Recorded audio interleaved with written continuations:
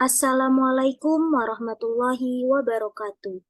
Pertama-tama saya ucapkan puji serta syukur kehadirat Allah Subhanahu wa Ta'ala yang telah melimpahkan kami banyak nikmat, salah satunya nikmat sehat walafiat, sehingga kami dapat mempresentasikan hasil diskusi kami. Tak lupa sholawat serta salam selalu tercurahkan kepada baginda Nabi besar Muhammad Sallallahu Alaihi Wasallam yang telah membawa kita dari zaman kegelapan hingga zaman terang menerang. Dan yang saya hormati Bapak Muhammad Komarul Huda, MKom PhD, yang telah memberikan kesempatan kepada kami untuk mempresentasikan hasil diskusi kami mengenai combining Archimedes with other standard and approach.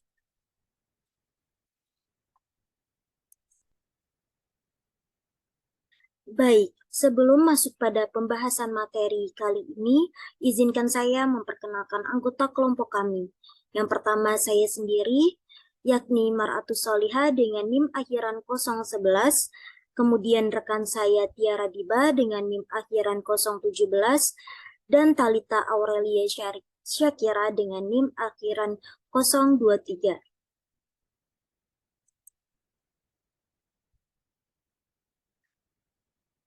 Baik, pada pembahasan materi kali ini terdapat beberapa sub-bab atau sub-materi, di antaranya yang pertama introduction, kemudian business motivation model, balance scorecard, business model canvas, value map, customer journey map, service blueprint, BPMN, business logic, UML, size ML, entity relationship model, dan yang terakhir adalah TOGAF. Oke, untuk pembahasan pertama yakni introduction atau perkenalan. Pada biasanya bahasa Archimedes tidak dimaksudkan untuk menggantikan standar dan pendekatan pemodelan lainnya. Sebaliknya, hal ini dimaksudkan untuk berfungsi bersama dengan teknik-teknik lain dan berfungsi sebagai payung yang meningkatkan mereka bersama-sama untuk menciptakan satu set model arsitektur enterprise yang terintegrasi. Untuk banyak domain, terdapat bahasa dan teknik yang tersedia dalam memberikan deskripsi yang lebih detail. Bahasa-bahasa tersebut seperti UML, BPMN, dan lainnya yang memiliki cakupan yang lebih sempit daripada Archimedes. Misalnya UML untuk menentukan perangkat lunak atau software, kemudian BPMN untuk proses bisnisnya. Tetapi mereka kekurangan konsep untuk menghubungkannya dengan domain lain. Keunikan Archimedes tidak terletak pada konsep individu, melainkan sebaliknya. Banyak konsep dalam bahasa yang dirancang untuk memiliki korelasi atau hubungan langsung dengan konsep serupa dalam teknik lain, di mana kita dapat memperbesar lebih detail untuk bagian-bagian tertentu dari arsitektur. Baik, di sini terlihat gambar dari hubungan model arsitektur enterprise dengan model lainnya. Jadi, seperti yang tergambar pada gambar 6.1 ini, terdapat beberapa tumpang tindih antara model Archimedes dan teknik lainnya. Misalnya, konsep komponen aplikasi Archimedes sebagian besar identik dengan konsep komponen UML. Hal ini memungkinkan untuk menghubungkan model Archimedes ke model untuk masing-masing domain, sehingga dapat memperbesar bagian tertentu dari arsitektur perusahaan dengan menelusuri model lain. Nah, disinilah nilai tambah arsitektur memerlukan deskripsi yang lebih rinci dan luas untuk memiliki gambaran umum mengenai sebuah perusahaan. Untuk melihat ketergantungan antara aspek dan area yang berbeda. Selain itu, Archimedes memberikan deskripsi terintegrasi mengenai perusahaan yang menghubungkan submodel dari domain yang sebelumnya terpisah. Dengan cara ini, dapat mengukur analisis dan menentukan ketergantungan antara hasil bisnis yang diinginkan, produk dan proses, sistem IT, data, proyek dan program, serta aspek lainnya dari sebuah perusahaan. Nah, untuk bahasa yang ada berfokus pada deskripsi terperinci dari domain individu, tetapi tidak memiliki konsep untuk menghubungkannya dengan yang lain. Bahasa Archimedes ini bertindak sebagai penghubung antara model untuk domain. Model-model ini dapat dilihat lebih banyak dan lebih terperinci mengenai bagian-bagian tertentu dari arsitektur bisnis.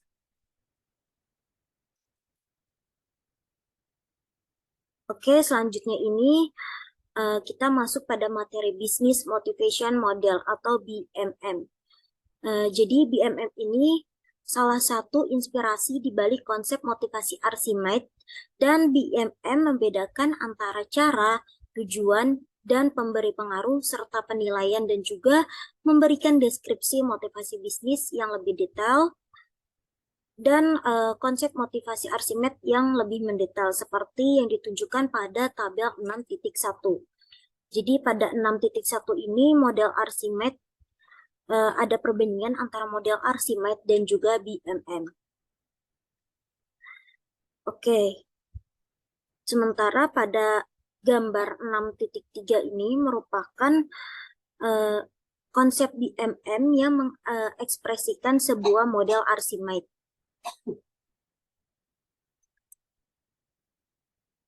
Baik, selanjutnya ini ada balance scorecard atau BCC. Jadi balance scorecard ini sudah tidak asing lagi terdengar di telinga para mahasiswa, terutama mahasiswa semester 5. Nah, dari balance scorecard ini merupakan teknik tingkat tinggi yang banyak digunakan untuk manajemen kinerja strategis organisasi. Hal ini memberikan 4 perspektif mengenai kinerja dan membahasnya dalam struktur bertingkat menggunakan misi, tujuan, ukuran target, dan juga inisiatif dalam mengungkapkan arah strategisnya. Jadi terlihat nih pada gambar 6.4 di samping ini merupakan contoh balance scorecard yang dimodelkan dengan arsitektur dengan Archimedes. Kemudian dipetakan dalam tabel 6.2 antara Archimedes dan balance scorecard. Baik, selanjutnya ini bisnis model kanvas. Bisnis model kanvas akan memberikan gambaran tingkat tinggi mengenai struktur model bisnis organisasi saat ini atau yang dibayangkan. Konsep tersebut telah dipetakan ke dalam Archimedes secara langsung seperti yang tertera pada tabel 6.3 yang memberikan titik awal yang berguna untuk definisi lebih dalam mengenai arsitektur bisnis. Jadi di sini terlihat perbedaan antara bisnis model kanvas dan juga Archimedes.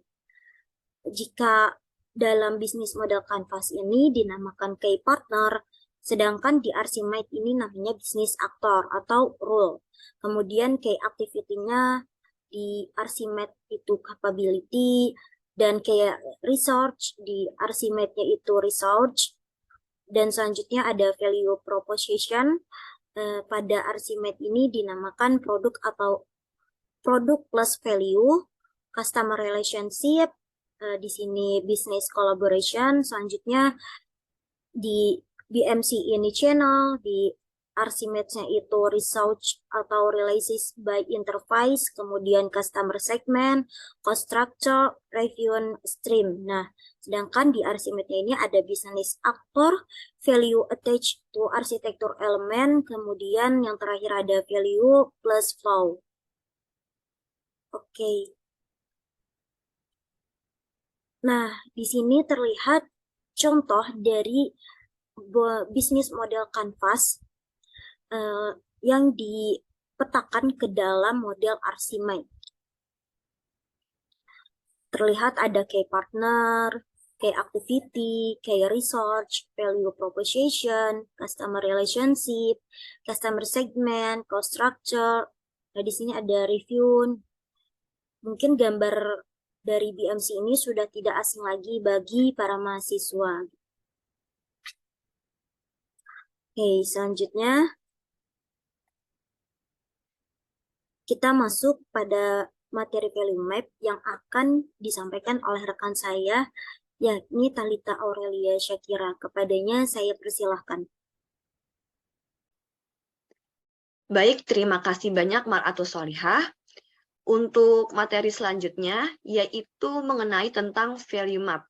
Value map ini, mohon maaf, value mapping ini adalah teknik yang digunakan dalam arsitektur bisnis untuk memberikan wawasan tentang nilai yang dihasilkan oleh berbagai aktivitas di dalam organisasi, di mana teknik ini berkontribusi pada proposisi nilai keseluruhannya, dan nilai ini akan dipertukarkan dengan pihak lain dalam jaringan nilai. Contoh klasik dari hal ini adalah rantai nilai yang didefinisikan oleh Porter pada tahun 1985, di mana beliau membagi kegiatan perusahaan dalam menciptakan nilai, mendukung, dan juga membagi dalam tahapan khas proses produksi dengan inbound logistik, operasi, logistik keluar, kemudian pemasaran, penjualan, dan juga layanan. Nah, selanjutnya ini terdapat perbandingan antara value map, dan juga Archimedes, di mana value map ini terdiri dari value proportion, sedangkan Archimedes terdiri dari produk dan juga value. Kemudian value map ini terdapat value item, sedangkan Archimedes hanya terdapat value. Kemudian value map ini terdiri dari value stream, sedangkan Archimedes terdiri dari business process atau high level. Kemudian value map terdiri dari value stage dan juga activity, sedangkan Archimedes hanya terdiri dari business process or function. Kemudian value map terdiri dari value exchange, sedangkan Archimedes terdiri dari flow dan juga associate value. Kemudian value map ini terdiri dari aktor dan organization unit, sedangkan Archimedes terdiri dari business aktor. Kemudian value map terdiri dari role, sedangkan Archimedes terdiri dari business role. Kemudian value map terdiri dari collaboration, sedangkan Archimedes terdiri dari business collaboration. Kemudian value map terdiri dari capability, dan Archimedes juga terdiri dari capability. Kemudian untuk selanjutnya yaitu balance scorecard, konsep expressed in Archimedes. Nah, pada pembahasan sebelumnya sudah dibahas terkait dengan balance scorecard. Kemudian di sini terdapat pada sebelah kiri ini terdapat gambar yang merupakan konsep dari balance scorecard yang diekspresikan dalam Archimedes. Di mana pada gambar ini pemetaan ditunjukkan menggunakan konsep lapisan bisnis Archimedes untuk mengekspresikan value map atau peta nilai. Dalam hal ini perlu diingat bahwa Archimedes ini menggunakan konsep yang sama untuk semua tingkat perincian, sehingga proses bisnis dapat mengekspresikan keseluruhan aliran nilai dan tahapan nilai dalam aliran tersebut atau aktivitas dalam tahap tersebut hingga tugas individu terkecil. Kemudian pemetaan ini menggunakan elemen nilai yang terkait dengan produk dan juga hubungan aliran untuk memodelkan proposisi nilai dan pertukaran nilai di sepanjang rantai nilai, aliran atau jaringan. Dalam hal ini dapat membuat tampilan menjadi lebih abstrak, sehingga dapat memetakan tahap nilai ke pengelompokan bernama kemampuan di Archimedes dan menghubungkan pengelompokan ini melalui hubungan aliran dengan elemen lain yang terkait. Nah, kemudian pada gambar sebelah kanan ini terdapat perbandingan antara balance scorecard dan juga Archimedes, di mana balance scorecard ini terdiri dari mission dan objektif, measure, target, dan initiative, sedangkan Archimedes terdiri dari goal, metric, atau specialization of driver, outcome and value, course of action atau high level, dan work package atau detail. Kemudian selanjutnya ini terdapat business model canvas map onto Archimedes. Nah, pada gambar ini, pada materi sebelumnya juga sudah dibahas mengenai business model canvas, sedangkan pada gambar ini, untuk gambar sebelah kiri ini dapat menunjukkan bahwa sejumlah istilah umum dan pemetaannya ke dalam konsep Archimedes yang sesuai, di mana peta perjalanan pelanggan atau business model canvas ini biasanya digambarkan, di mana peta perjalanan pelanggan biasanya digambarkan menggunakan grafik yang menunjukkan titik kontak dalam proses pada sumbu horizontal dan kualitas pengalaman dari sudut pandang pelanggan, seperti misalnya dalam hal untuk memenuhi dan juga melebihi harapan mereka pada sumbu vertikal. Kemudian pada gambar sebelah kanan ini terdapat perbandingan antara Business Model Canvas dengan Archimedes, di mana Business Model Canvas ini terdiri dari key partner, sedangkan Archimedes terdiri dari business atau role. Kemudian Business Model Canvas ini terdiri dari key activity, sedangkan Archimedes terdiri dari capability. Kemudian Business Model Canvas ini terdiri dari key research, sedangkan Archimedes terdiri dari research. Kemudian Business Model Canvas terdiri dari value proposition, sedangkan Archimedes terdiri dari product dan juga value. Kemudian Business Model Canvas terdiri dari customer relationship, sedangkan Archimedes terdiri dari business collaboration. Kemudian Business Model Canvas terdiri dari channel, sedangkan Archimedes terdiri dari research atau realist by interface. Kemudian Business Model Canvas terdiri dari customer segment, sedangkan Archimedes terdiri dari business actor. Kemudian Business Model Canvas terdiri dari sedangkan Business Model Canvas terdiri dari cost struktur, sedangkan Archimedes terdiri dari value attached to architecture element. Kemudian Business Model Canvas terdiri dari revenue stream, sedangkan Archimedes terdiri dari value dan juga flow.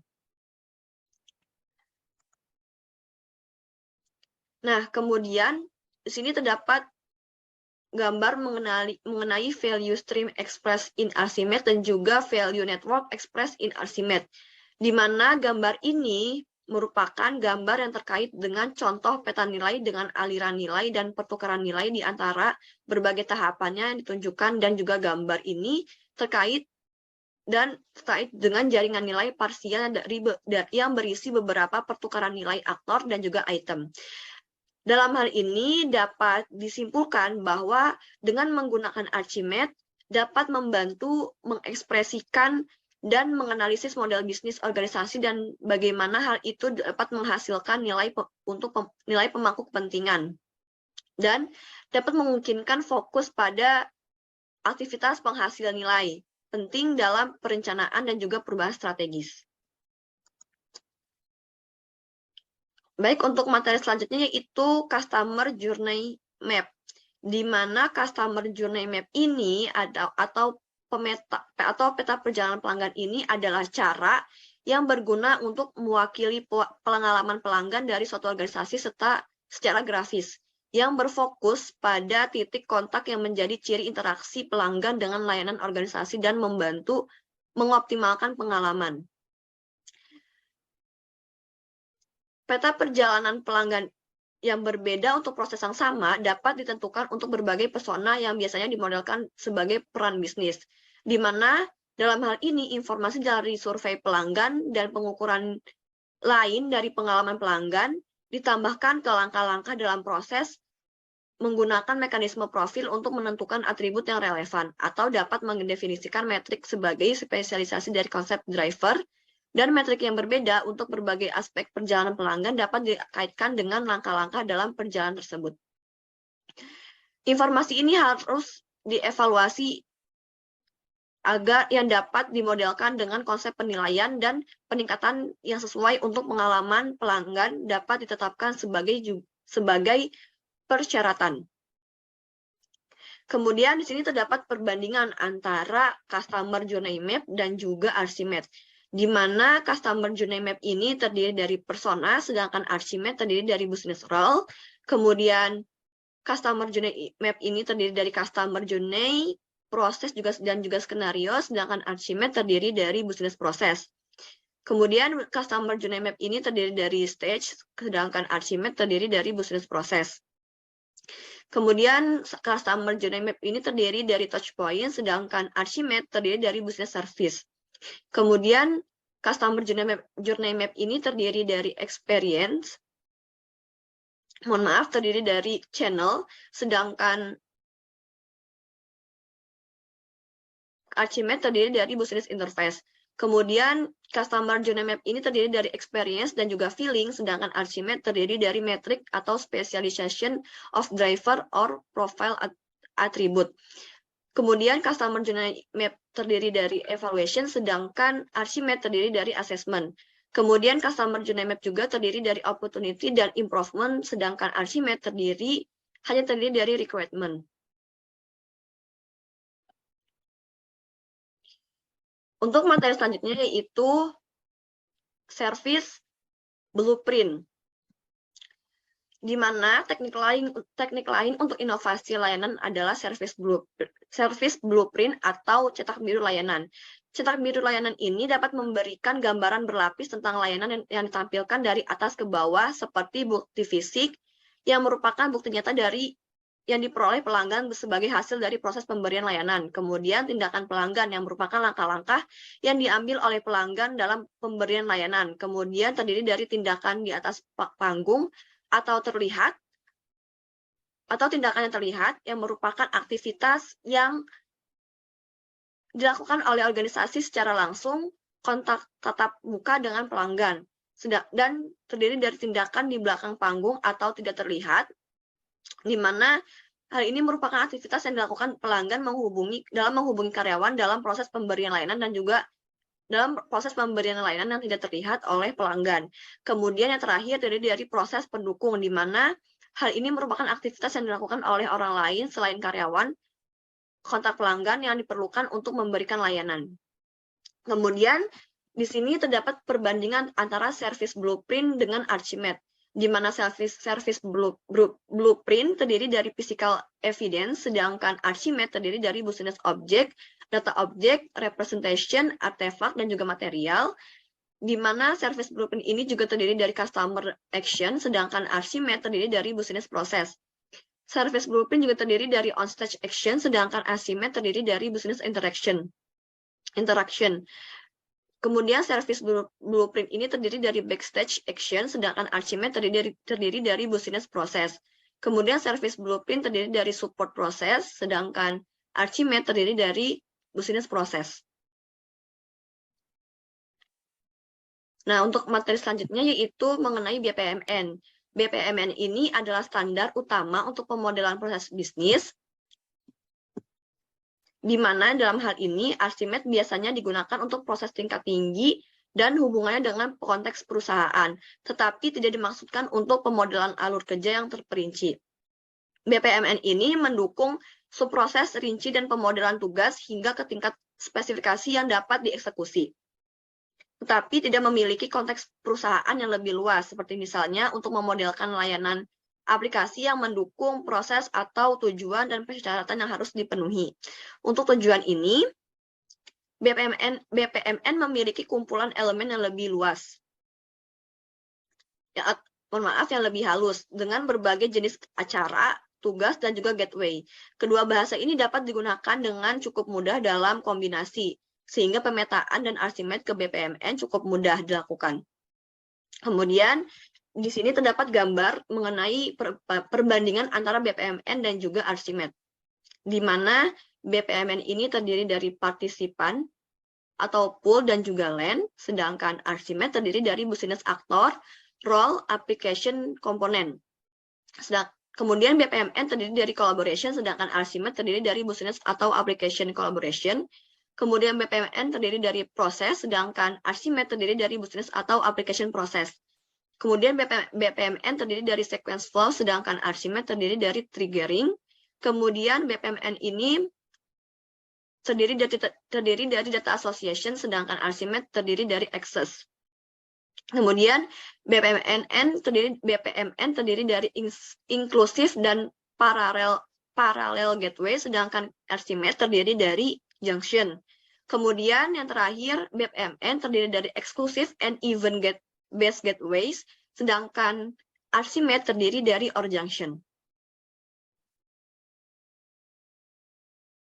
Baik, untuk materi selanjutnya akan dijelaskan oleh rekan saya, yaitu Tiara Diba. Kepada Tiara Diba, dipersilakan.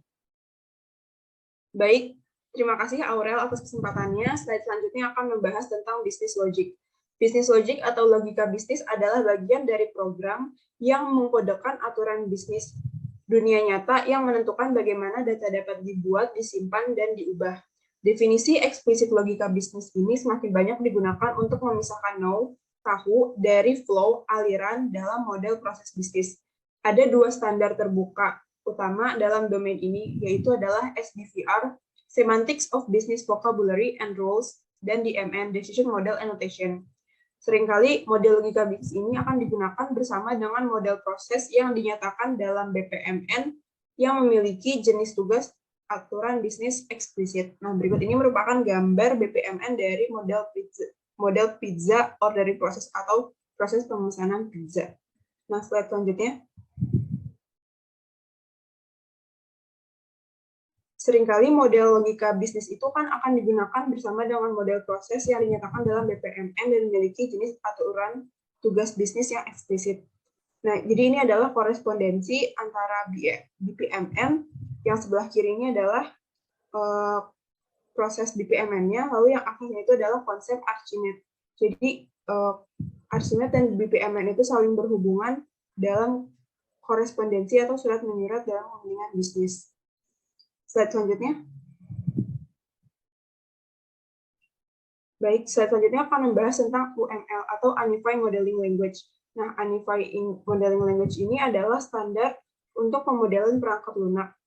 Beberapa konsep dalam Archimedes itu sangat terinspirasi dari UML. Yang paling jelas adalah konsep komponen aplikasi yang sesuai dengan komponen UML.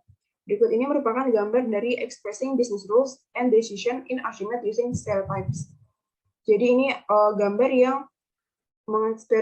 yang menjelaskan tentang peraturan bisnis dan Archimedes indecision. Jadi pengambilan keputusan pada Archimedes.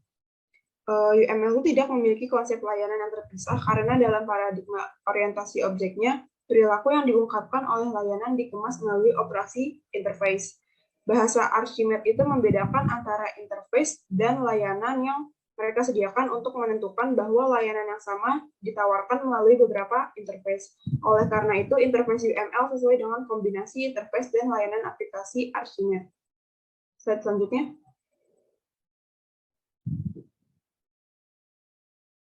Berikut merupakan perbandingan antara UML dan Archimedes. Tapi sebelum itu, node, artefak, perangkat, software system, dan elemen jalur juga berkaitan langsung dengan UML dalam perangkat Linux system yang disebut lingkungan eksekusi. Nah, keterkaitan ini memfasilitasi rantai pengembangan berkelanjutan antara model arsitektur perusahaan tingkat tinggi yang dijelaskan dalam notasi Archimedes dan arsitektur solusi tingkat rendah dan model implementasi pada UML. Berikut ini merupakan perbandingan antara Archimedes dan UML. Kalau UML itu peran orangnya itu disebut aktor, sedangkan Archimedes itu disebutnya business actor dan role. Kalau UML itu menggunakan use case, sedangkan Archimedes itu menggunakan requirement plus service. Kalau UML itu menjelaskan tentang komponen, kalau Archimedes itu menjelaskan tentang application komponen. UML itu mendefinisikan kelas, kalau Archimedes itu mendefinisikan business object dan data object. UML itu menjelaskan tentang collaboration, kalau Archimedes itu menjelaskan tentang application collaboration. UML itu menjelaskan node, device, dan execution environment, kalau Archimedes itu menjelaskan node, device, dan sistem software. UML itu menjelaskan tentang artefak, dan Archimedes juga sama menjelaskan tentang artefak. UML itu berfokus pada interface, sedangkan Archimedes itu fokusnya pada application interface plus service. UML itu berfungsi sebagai aggregation, composition, dan generalization. Kalau Archimedes itu berfungsi sebagai aggregation, composition, dan specialization. Dan selanjutnya.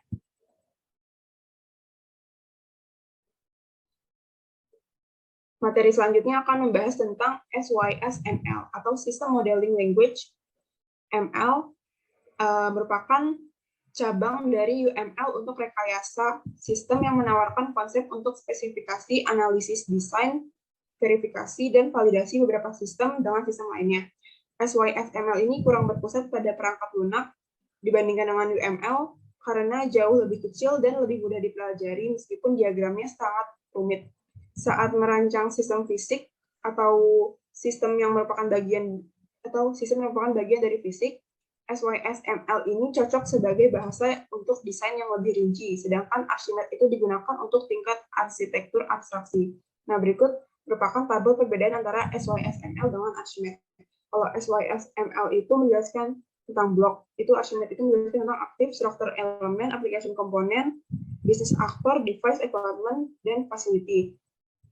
SYSML itu menjelaskan dari requirement, kalau Archimedes itu requirement dan constraint. Kalau SYSML itu menjelaskan port, kalau Archimedes itu service dan interface. Kalau SYSML itu menjelaskan tentang activity, kalau Archimedes itu menjelaskan tentang function dan proses. Slide selanjutnya. Slide selanjutnya akan membahas tentang entity relationship model. Entity relationship model ini merupakan teknik pemodelan yang paling lama, biasa dikenal dengan entity relationship.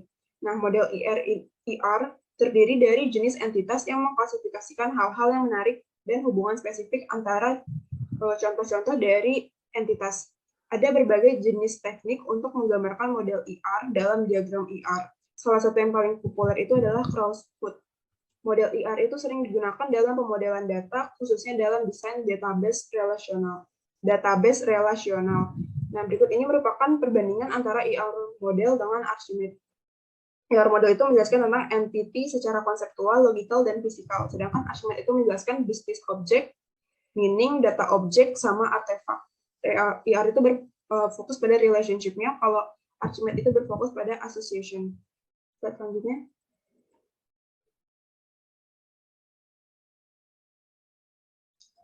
Baik, selanjutnya adalah TOGAF. Nah, dari gambar di sebelah kiri itu dapat dilihat kalau tahap B pada TOGAF itu merupakan business layer, C itu merupakan application layer, D itu merupakan teknologi layer, lalu E, F, dan G itu merupakan implementation dan migration, lalu H dan E itu merupakan strategi dan motivation. Inti dari Archimedes itu mendukung penciptaan pandangan arsitektur pada fase B, C, dan D dari ADM TOGAF, yaitu arsitektur bisnis, sistem informasi, dan teknologi. Nah, lalu konsep strategi dan motivasi itu dapat digunakan untuk menangkap strategi perusahaan, visi arsitektur, pemangku kepentingan, pendorong, tujuan, dan prinsip bisnis dalam fase awal dan fase A untuk menangkap dan mengelola persyaratan bisnis di seluruh siklus TOGAF. Dengan fokus utamanya itu adalah fase H, yaitu manajemen perubahan dan proses manajemen persyaratan pusat. Konsep implementasi dan migrasi menawarkan dukungan untuk implementasi dan perencanaan migrasi di fase E, F, dan G pada TOGAF. Jadi dengan TOGAF yang berfungsi seperti ini, TOGAF dan Archimedes dapat dengan mudah digunakan bersama-sama. TOGAF itu memberikan beberapa panduan untuk menciptakan model arsitektur secara keseluruhan yang konsisten, tetapi sebagian besar itu mengacu pada alat yang harus memberikan dukungan. Untuk mencapai tujuan kelengkapan dan integritas dalam suatu arsitektur, pandangan arsitektur biasanya dikembangkan, divisualisasikan, dikomunikasikan, dan dikelola menggunakan alat. Alat yang berbeda biasanya harus digunakan untuk mengembangkan dan menganalisis pandangan arsitektur yang berbeda. Lalu diharapkan bahwa deskripsi arsitektur itu dapat dikodekan dengan menggunakan bahasa standar untuk memungkinkan pendekatan standar, deskripsi semantik arsitektur, dan penggunaannya kembali di antara alat-alat yang berbeda. Nah, disinilah Archimedes dapat melengkapi TOGAF dengan baik. Dengan menyediakan seperangkat konsep standar vendor independen yang membantu menciptakan model yang konsisten dan terintegrasi dengan konsep below the waterline yang dapat digambarkan dalam bentuk pandangan TOGAF. Slide selanjutnya. Sekian presentasi dari kami, kurang lebihnya mohon maaf. Wassalamualaikum warahmatullahi wabarakatuh.